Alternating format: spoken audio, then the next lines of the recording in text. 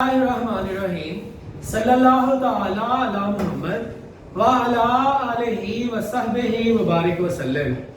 Students, आज से हम chapter number 5 ratio analysis BCom और बीबीए में पढ़े जाने वाला ये topic advance financial accounting written by M RF and Suhail Afzal उससे करने जा रहे हैं। आज हम क्वेश्चन नंबर 1 करने जा रहे हैं। कोशिश करूंगा कि क्वेश्चन को करवाते हुए जो रेशो है उसको कुछ ना कुछ जो है वो इंटरप्रेट जरूर करूं, ताकि आप लोगों को पता चल सके कि हम लोग यहाँ पर जो क्वेश्चन कर रहे हैं, जो हम रेशो फाइंड कर रहे हैं, इसको फाइंड करने का मकसद क्या है, ये रेशो हमें जो है वो क्या बताती है। दूसरा ये स्टूडेंट्स, इस चैप्टर को करने के लिए आपको फाइनल अकाउंट के कॉन्सेप्ट्स का होना बड़ा जरूरी है। आपको expense, liability, revenue, capital, assets, इन तमाम चीजों के मुतालिक नॉलेज होना बहुत जरूरी है। आपको बैलेंस शीट से मुतालिक, आपको income statement, profit and loss के मुतालिक जो है वो इंफॉर्मेशन होगी, तो आप इस चैप्टर को अच्छे से कर सकेंगे। लेकिन मैं कोशिश करूंगा कि ड्यूरिंग क्वेश्चन, ड्यूरिंग न्यूमेरिकल आपकी जो चीजें मुश्किल हो उनको कुछ ना कुछ जो है वो एक्सप्लेन करके तो सिंपल जो है वो किया जा सके। इस चैप्टर को करने के लिए आपको फार्मूलों का आना बहुत जरूरी होगा।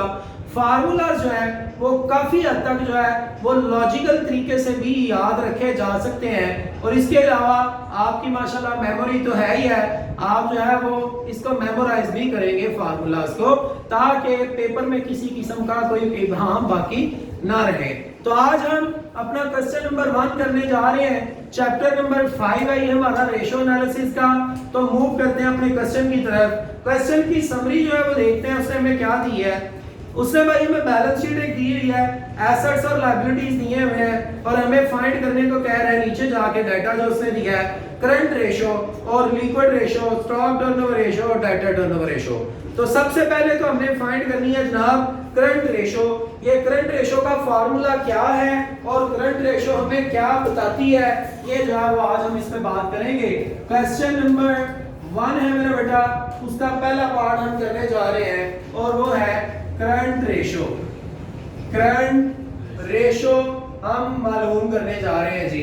करंट रेशो का भैया जो हमारे पास फार्मूला है वो है current assets over current liability. Current liability, ये करंट एसेट्स और करंट लायबिलिटी ये हमारा फार्मूला है। ये रेशो में क्या बताएगी इंशाल्लाह ताला आपको सुनने से, इस क्वेश्चन को देखने से अच्छे से अंडरस्टैंडिंग हो जाएगी। सो देखते हैं जरा। करंट रेशो मालूम करने के लिए दो चीजें चाहिए, एक चाहिए करंट एसेट, एक चाहिए करंट लायबिलिटी। करंट एसेट उन तमाम एसेट्स को कहते हैं जो हमें 1 साल से कम अरसे के लिए जो है वो फायदा देते हैं, और करंट लायबिलिटी उन तमाम लायबिलिटीज को कहते हैं जो हमने 1 साल के अंदर अंदर जो है वो अदा करनी होती हैं। आप ये ब्लर तो नहीं हो रहा दरमियान में? चले जी बेटा, तो हमने जो है वो करंट एसेट और करंट लायबिलिटीज लेनी है। तो देखते हैं जी हमारे पास करंट एसेट हमारे सवाल में कौन कौन सा है। आप इसको अलग से यहाँ वर्किंग करके भी करंट एसेट्स को लिख सकते हैं, और अगर वर्किंग ना भी करना चाहें तो भी गुजारा हो जाएगा, लेकिन आपको साथ में याद जरूर रखना पड़ेगा कि हमारे पास करंट एसेट कौन कौन सा है। भाई मेरे पास जो एसेट साइड है उस पे प्रीपेड इंश्योरेंस, प्रीपेड एक्सपेंस, कोई भी एक्सपेंस हो वो हमेशा करंट एसेट होता है। उसके बाद cash at bank, sundry debtor और स्टॉक, ये 4 चीजें मेरे पास जो है ये करंट एसेट है। तो आपने इन चारों चीजों को प्लस कर लेना है। तो क्या आंसर आ गया इनको प्लस करके? वर्किंग जरा आप लोगों की स्ट्रॉन्ग होनी चाहिए साथ साथ जी मेरा बेटा। तो चारों चीजों को प्लस करके करंट एसेट्स हमारे पास क्या आ गए? 2,40,000। आप लोगों को being a student of commerce, being a students of accounts, amount जरूर पढ़नी आनी चाहिए। बट अगर आपको अमाउंट नहीं पढ़नी आती होगी तो आप काहे के अकाउंटेंट बनने जा रहे हैं? तो जनाबे अली, हमने जो है वो करंट एसेट लिख ली है जो कि 2,40,000 है, और डिवाइड हमने इसको करना है करंट लायबिलिटी के साथ। वो लायबिलिटीज जो एक साल के अंदर अंदर कंपनी ने पे कर देनी हो, वो करंट लायबिलिटी है। हमारे पास मेरे बेटा करंट लायबिलिटी में बैंक ओवरड्राफ्ट है, प्रोविजन फॉर टैक्सेशन है और जनाब हमारे पास सन्ड्री क्रेडिटर है। ये तीन चीजें हमारे पास जो है वो करंट लायबिलिटी की हैं। तो जरा टोटल करें, इसका कितना हो गया जी। तो जनाब अली इन तीनों चीजों को भी प्लस किया जो मैंने बोली है, आप दोबारा से इसको सुन सकते हैं, तो वो भी है 2,40,000। तो जब आपने दोनों को डिवाइड किया तो हमारे पास जो आंसर है वो क्या आ गया, 1:1। अब जनाब इसकी असल इंटरप्रिटेशन की बात है जो कि आपके पेपर में तो शायद आपको ना पूछे, लेकिन ये अगर आप being a student of accounting अभी बैचलर की क्लास में ही कर लेंगे तो आगे जो है वो आपको जरा मजीद आसानी हो जाएगी, ज्यादा चीजें सीखने का मौका मिल जाएगा। ये देखें जी, करंट रेशियो में क्या बता रही है। करंट रेशियो ये हमें बता रही है कि हमारे ऊपर अगर 1 रुपए की करंट लायबिलिटी है ना, तो उसको अदा करने के लिए हमारे पास करंट एसेट भी कितने हैं, 1 रुपए के हैं। ये सेटिस्फैक्टरी पोजीशन है। ये बिजनेस के परेशान होने वाली पोजीशन नहीं है कि उसके ऊपर 1 रुपया लायबिलिटी है और उसने अदा उसके और 1 रुपया लायबिलिटी को अदा करने के लिए उसके पास पैसे भी कितने मौजूद हैं, 1 रुपया। करंट लायबिलिटी वो है जो 1 साल के अंदर अंदर अदा करनी है और करंट एसेट्स वो है जो 1 साल के अंदर अंदर कैश में कन्वर्ट हो सकते हैं। तो ठीक है, ये दोनों बातें आपस में मैच कर रही हैं, बेहतर है ये वाली पोजीशन। ये सेटिस्फैक्टरी पोजीशन है कि आपके ऊपर शॉर्ट टर्म जो लायबिलिटीज है वो भी 1 रुपया है और आपके पास उन लायबिलिटीज को अदा करने के लिए जो शॉर्ट टर्म एसेट्स हैं वो भी 1 रुपए के मौजूद है। लिहाजा ये आपकी करंट रेशियो सेटिस्फैक्टरी पोजीशन में है इस वक्त। जितने आपके एसेट्स हैं उतनी ही आपकी करंट लायबिलिटीज भी हैं। ये जनाब हमारी पहली करंट रेशियो है। उसके बाद हमने दूसरी चीज क्या मालूम करनी है जी, liquidity ratio. Liquidity ratio, liquidity ratio जो है ये हमें क्या बताएगी, ये भी हम देखते हैं जरा, लेकिन पहले इसका फार्मूला लिखते हैं जी। लिक्विडिटी रेशियो का हमारे पास फार्मूला है लिक्विड एसेट्स और इसको हम डिवाइड कर लेंगे किसके साथ, करंट लायबिलिटीज के साथ, करंट लायबिलिटीज के साथ। जी मेरा बेटा, लिक्विड एसेट उन तमाम एसेट्स को हम कहते हैं जो या तो कैश हो या कैश के करीब तरीन हो। जैसा कि आपका बैंक में जो पैसा पड़ा वो कैश है, कैश के करीब तरीन है। आपका जो बिल्स ऑफ एक्सचेंज है वो भी कैश के करीब तरीन है। जो आपके डेटर्स हैं वो भी कैश के करीब तरीन है। तो हमने अब यहाँ पर लिक्विड एसेट्स लेने हैं।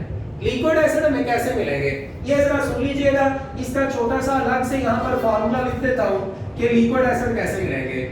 Liquid assets is equal to current assets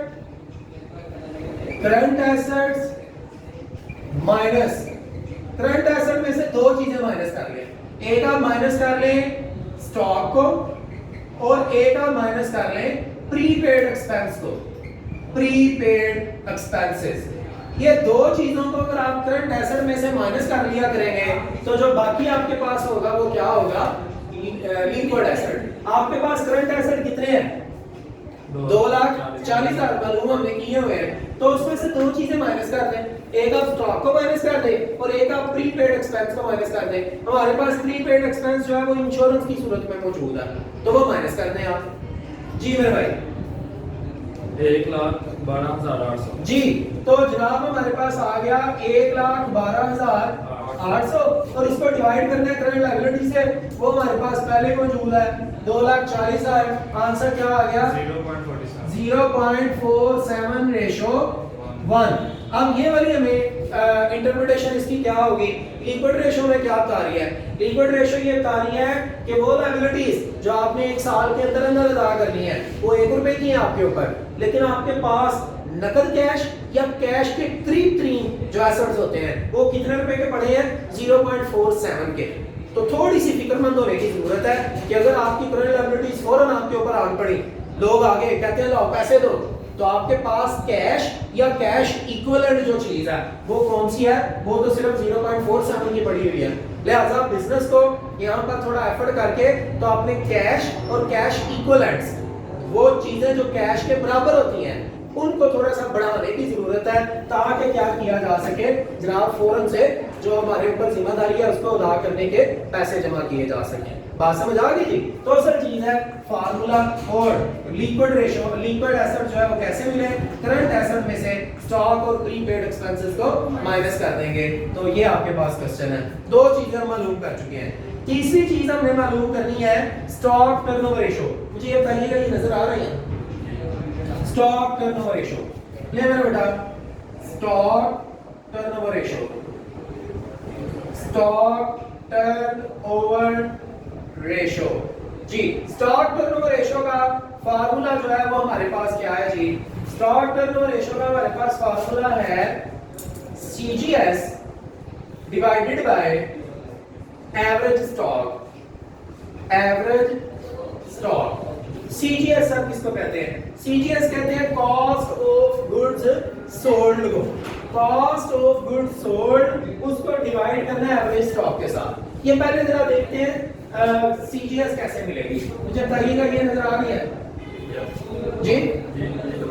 जी चलो यहाँ लिखते हैं जी। ये इसकी वर्किंग स्टूडेंट्स में यहाँ करने लगा हूँ। मुझे जो है वो CGS चाहिए।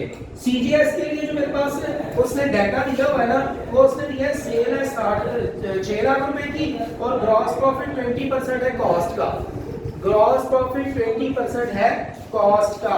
ले जरा देखिएगा, हमने ये पढ़ा हुआ है कि सेल में से अगर ग्रॉस प्रॉफिट को माइनस कर दिया जाए तो आंसर मिलता है CGS। और उसने बोला है जो ग्रॉस प्रॉफिट है वो कितने परसेंट है? 20% है। किसका 20% है? कॉस्ट का। तो जिसका हो वो खुद कितना होता है?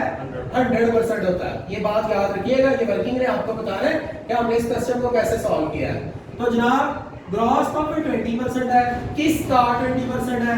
CGS का। तो मैंने CGS को फिर कितने परसेंट ले लिया?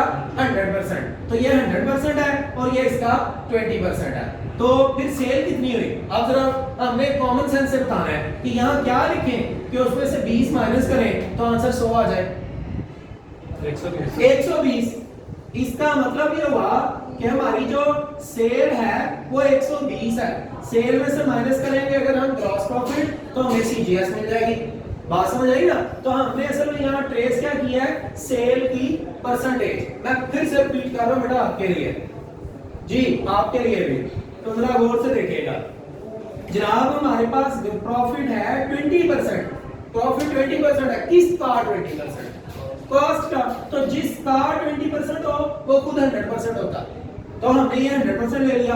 अब मैंने अपने दिमाग से पूछा यहाँ क्या लिखूं कि जिसमें से 20 माइनस करो तो 100 आ जाए। तो मुझे मेरे दिमाग ने बता दिया भाई यहाँ पर 120 लिखो, 120 में से 20 माइनस करोगे तो आपको तो ये 100 मिल जाएगा। इसका मतलब ये हुआ कि ये आप जरा देखिएगा, ये असल इंटरप्रिटेशन आप पाने लगी है कि जो हमारा CGS है ना वो मेरे भाई 100% है। किसका 100%? सेल का। जो CGS है वो 100% लेना है। किसका 100%? सेल का। और सेल खुद कितने परसेंट है? 120। तो आप जरा देखिएगा मेरी वर्किंग। सेल मेरे पास है कितनी? 6 लाख। तो 6 लाख है। ये जी सेल 6 लाख है और सेल का कितने परसेंट ले लें? 100% ले लें तो आपको मिलेगा क्या? CGS। तो सेल खुद कितने परसेंट है? 120। तो हमने क्या किया है? सेल का 100% लिया क्योंकि CGS 100% है, लेकिन सेल खुद कितनी है? 120, इसलिए डिवाइडेड बाय 120 लिया। जवाब क्या आ गया? 5 लाख। ये मेरे भाई 5 लाख मुझे क्या मिल चुका है? CGS मिल चुका है। तो अब जनाब CGS 5 लाख है और हमें इसको डिवाइड करना है एवरेज स्टॉक के साथ। वो निकालना बड़ा आसान है। Opening stock plus closing stock divided by 2। तो आपके पास यहाँ एक ही स्टॉक है बस, लिहाजा इसको डिवाइडेड बाय 2 करने की जरूरत नहीं है। जब सिर्फ एक ही स्टॉक हो तो फिर डिवाइडेड बाय 2 नहीं करना। अगर ओपनिंग और क्लोजिंग दोनों स्टॉक हो, दोनों को प्लस करके 2 पे डिवाइड करेंगे। तो फिलहाल आप दोनों वो एक ही है तो उसी को उठा लें। कितना वो? 1,20,000। जी मेरा बेटा क्या जवाब आ गया? 4.1666 टाइम्स। याद रखिएगा जब भी टर्नओवर रेशो फाइंड करेंगे तो उसके जवाब के साथ टाइम्स लिखेंगे। सर ये हमें क्या बता रहा है? 4.16 हमें ये बता रहा है कि हम ना साल में 4 से 5 मरतबा तकरीबन 4.25 कह लें, तकरीबन 4 से 4.25 मरतबा अपनी चीजों को बेचते हैं। और ये एक अच्छी बात है। स्टॉक टर्नओवर, आपका स्टॉक टर्नओवर हो रहा है। एक मरतबा आप लेके आए, बेच दिया, फिर लाए, फिर बेच दिया, फिर लाए, फिर बेच दिया, 4 मरतबा तकरीबन आप ये काम कर रहे हैं। ये जितना ज्यादा होगा उतना कंपनी के लिए फेवरेबल होगा। और लास्ट चीज मेरे भाई हम मालूम करने जा रहे हैं डेटर टर्नओवर रेशो। तो वो देखिएगा जरा, डेटर टर्नओवर रेशो। आप लोगों का काम है कि आप लोग जो है वो फार्मूला साथ साथ याद करेंगे ताकि आने वाले क्वेश्चन में एक आध नया फार्मूला आएगा, बाकी पुराने होंगे तो आप पे बर्डन नहीं होगा। लेकिन अगर आपने इसको भी ना याद किया, आने वाले क्वेश्चन के फार्मूलाज भी, तो डेफिनेटली बर्डन बढ़ेगा और आपको मसला होगा। डेटर टर्नओवर रेशो, ले जी, डेटर टर्नओवर रेशो के लिए हमारे पास फार्मूला क्या है? इसका हमारे पास फार्मूला है net credit cell divided by average debtors. Net credit cell divided by average debtor. यहां पर आप इस फार्मूले को याद करने के लिए थोड़ा सा कॉन्सेप्ट भी बिल्ड कर सकते हैं। वो कैसे सर? भाई मुझे बताइए, डेटर किनको कहते हैं? जिन लोगों से पैसे, और आपने उन लोगों से पैसे लेने होते हैं जिनको आपने उधार चीजें बेची हो। इसलिए मैंने लिखा है नेट क्रेडिट सेल। चीजें उधार बेचेंगे तो वो आप पे डेटर बनेंगे ना, इसलिए नेट क्रेडिट सेल और डिवाइडेड बाय जिसकी टर्नओवर हो उसकी एवरेज नीचे ले लेनी है। यहां पर देखें, स्टॉक टर्नओवर था तो हमने एवरेज स्टॉक को लिया, यहां पर डेटर टर्नओवर है तो यहां पर एवरेज डेटर को ले। तो हमारे पास net credit sale, net credit sale students कैसे मिलती है? भाई वो ऐसे मिलती है, सेल में से कैश सेल को माइनस कर दें तो नेट क्रेडिट सेल मिल जाती है, सेल रिटर्न हो उसको भी माइनस कर दें। तो यहां पर सिर्फ एक ही सेल है और कुछ भी नहीं है, तो यही हमारी नेट क्रेडिट सेल है। तो टोटल लेने को कितनी है? 6 लाख। तो 6 लाख को डिवाइड कर दें किस पे? एवरेज डेटर पे। एवरेज डेटर कैसे मिलते हैं? Opening debtor plus closing debtor divided by 2। तो दोनों को प्लस कर लें, क्या जवाब आ गया? एक ही है। तो लेने कितना लोग? हाँ 90,000। यार आप लोग अमाउंट क्यों नहीं बताते साथ साथ? जी आंसर क्या आ गया? 6.6666 टाइम्स। इसके साथ भी टाइम लिखा है क्योंकि टर्नओवर है, टर्नओवर के जवाब के साथ टाइम लिखेंगे। अब ये हमें क्या बता रही है? ये रेशो में ये बता रही है साल में 6 मरतबा हम डेटर्स को चीजें बेचते हैं और उनसे पैसे कलेक्ट करते हैं। ये एक अच्छी बात है, जितना ज्यादा ये होगा उतना ज्यादा बेहतर है। इसका मतलब ये होता है कि आप उनको टाइम थोड़ा दे रहे हैं। अगर आप साल में 2 मरतबा उनसे पैसे कलेक्ट करते हैं तो इसका मतलब आप 6 माह बाद पैसे कलेक्ट करते हैं, ये अच्छी बात नहीं है। साल में 4 मरतबा करते हैं तो इसका मतलब आप उनको 3 माह बाद जो है पैसे कलेक्ट करते हैं, ये अच्छी बात है। हम तो कितनी मरतबा पैसे कलेक्ट कर रहे हैं हमसे? 6 मरतबा। तो ये ज्यादा अच्छी बात है कि हम उनको बड़ा थोड़ा सा टाइम देते हैं उधार के लिए। तो ये जनाब हमारा क्वेश्चन था। होप्स हो कि आपको समझ आया होगा।